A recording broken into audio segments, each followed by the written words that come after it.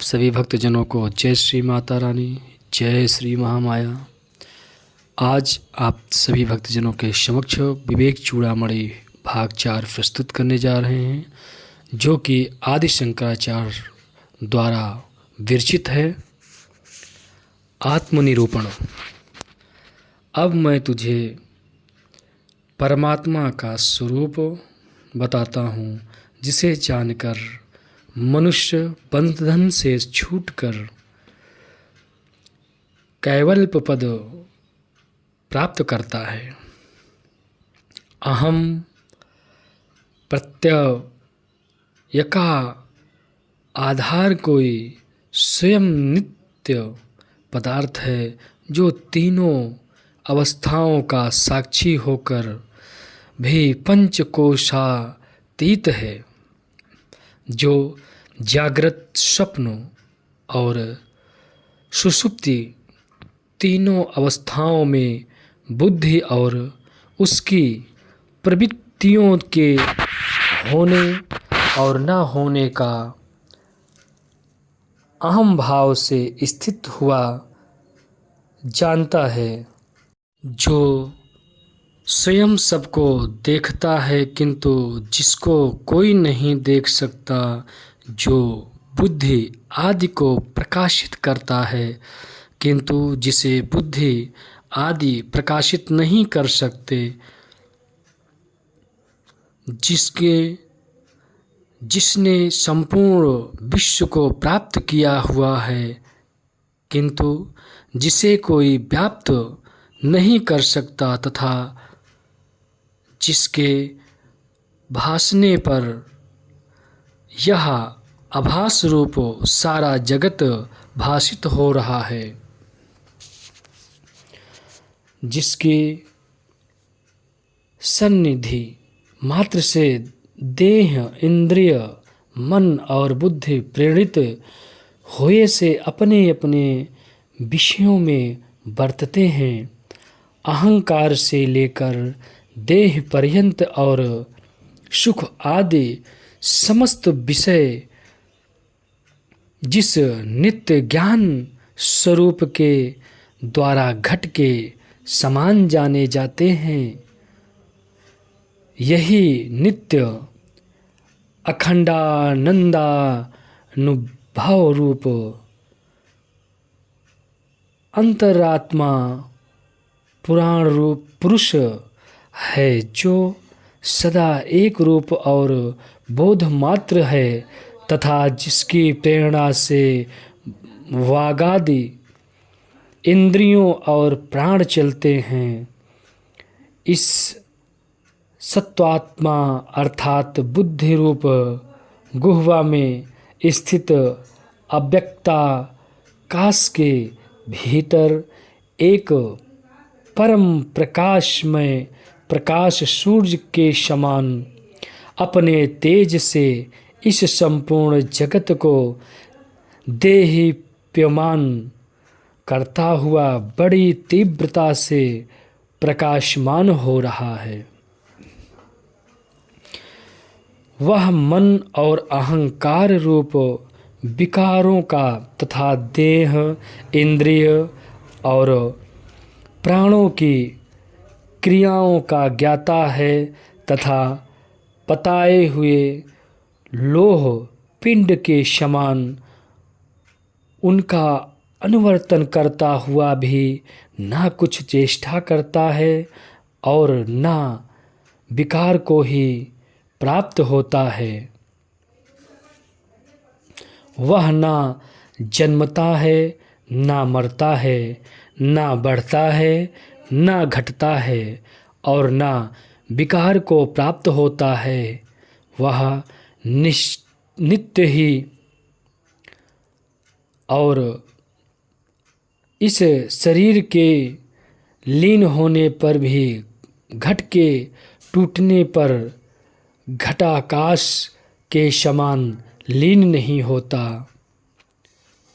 प्रकृति और उसके विकारों से भिन्न शुद्ध ज्ञान स्वरूप वह निर्विशेष परमात्मा सत असत सबको प्रकाशित करता हुआ जागृत आदि अवस्थाओं में अहं भाव से स्फुरित होता हुआ बुद्ध के साक्षी रूप में साक्षात विराजमान है।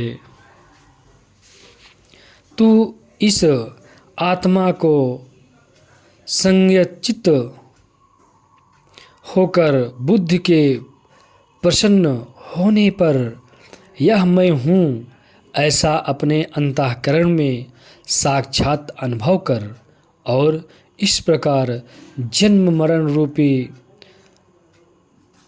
तरंगों वाले इस अपार संसार सागर को पार कर तथा ब्रह्म रूप से स्थित होकर कृतार्थ हो जा।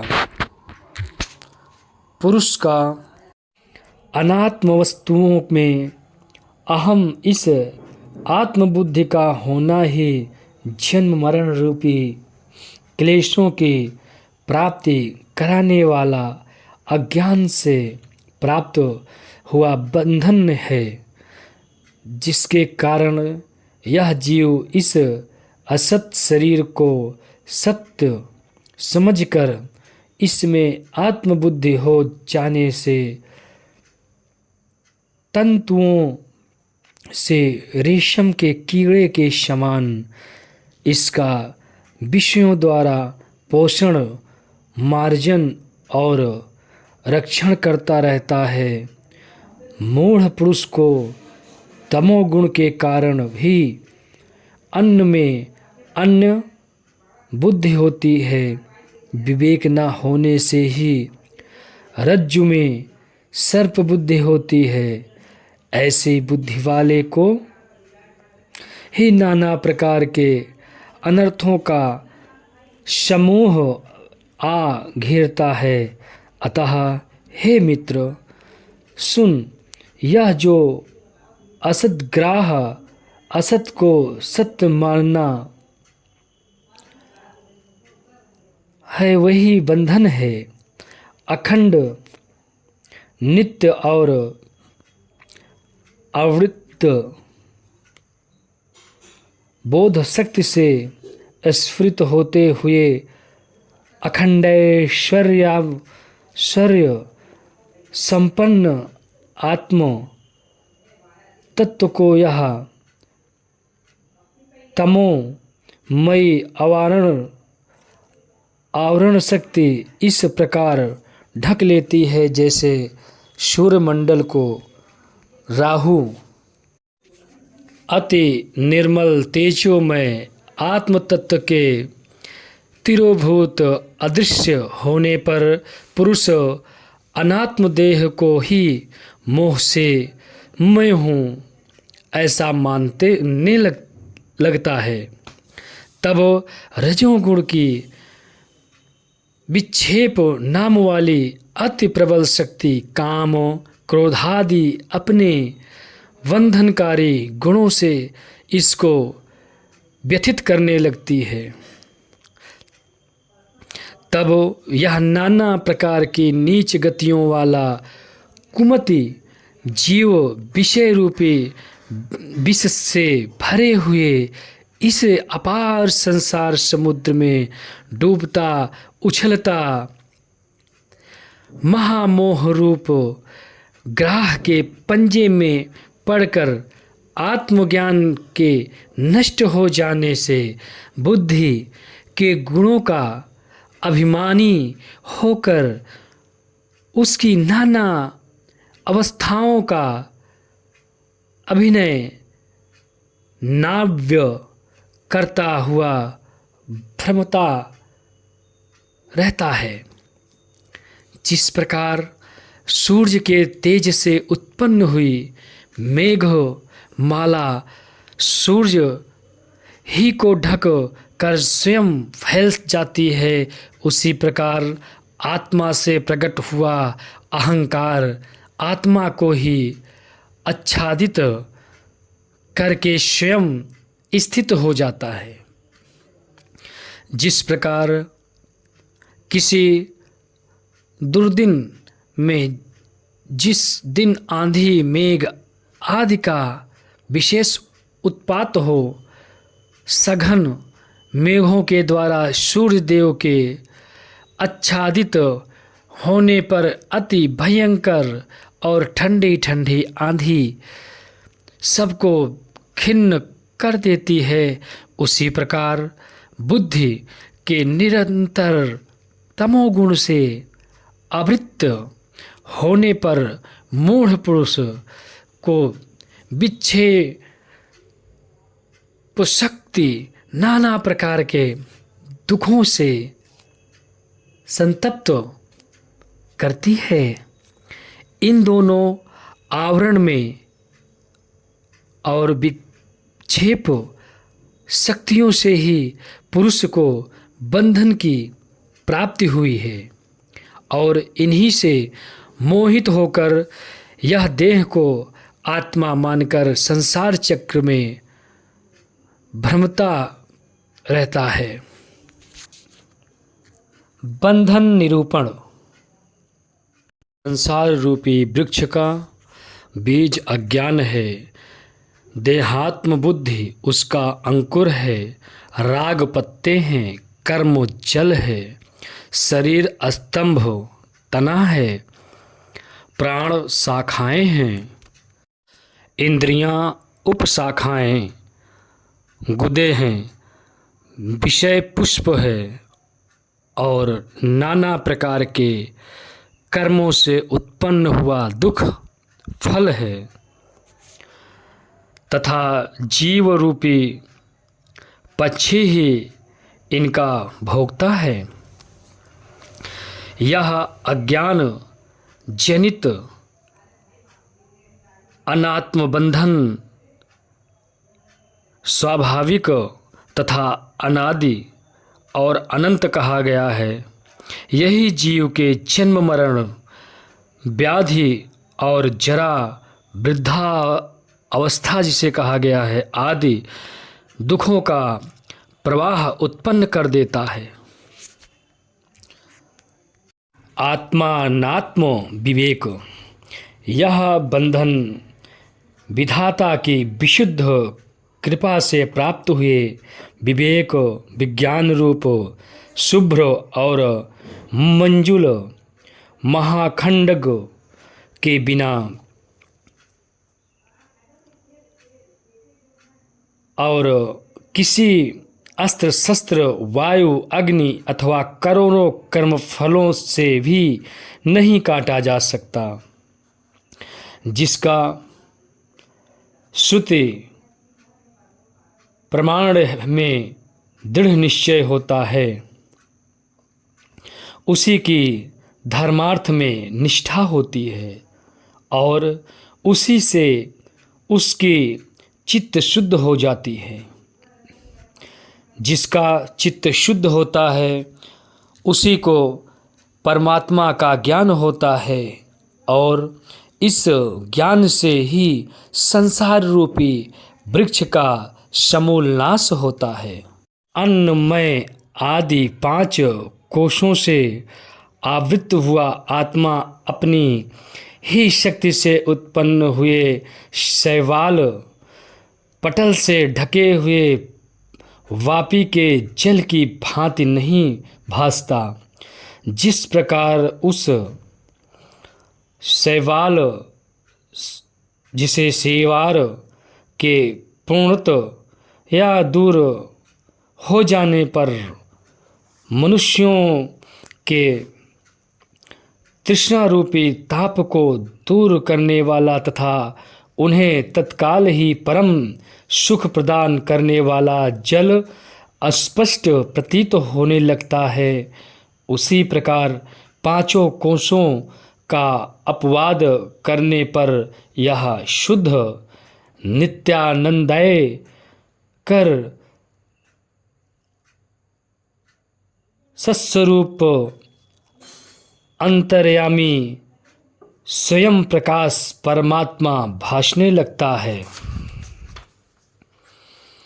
बंधन की निवृत्ति के लिए विद्वान को आत्मा और अनात्मा का विवेक करना चाहिए।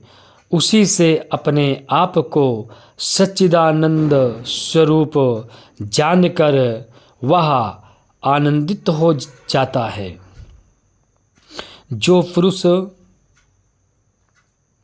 अपने असंग और अक्रिय प्रत्यगात्मा को मुंज में से सींक के समान दृश्य वर्ग से पृथक करके तथा सबका उसी में लय करके आत्मभाव में ही स्थिर रहता है, वही मुक्त है। अन्नमय कोश। अन्न से उत्पन्न हुआ यह देह ही अन्नमय कोश है, जो अन्न से ही जीता है और उसके बिना नष्ट हो जाता है। यह त्वचा, चर्म, मांस, रुधिर, अस्थि और मल आदि का समूह स्वयं नित्य शुद्ध आत्मा नहीं हो सकता। यह जन्म से पूर्व और मृत्यु के पश्चात भी नहीं रहता। क्षण में जन्म लेता है, क्षणिक गुण वाला है और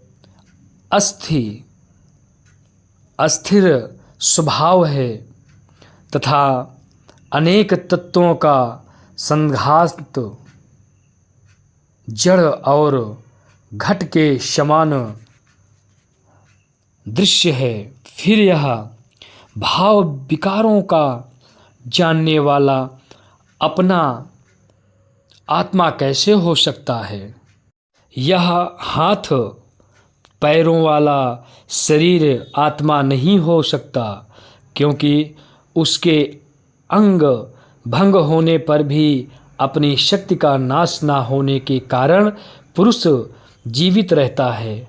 इसके सिवा जो शरीर स्वयं शासित है, वह शासक आत्मा कभी नहीं हो सकता।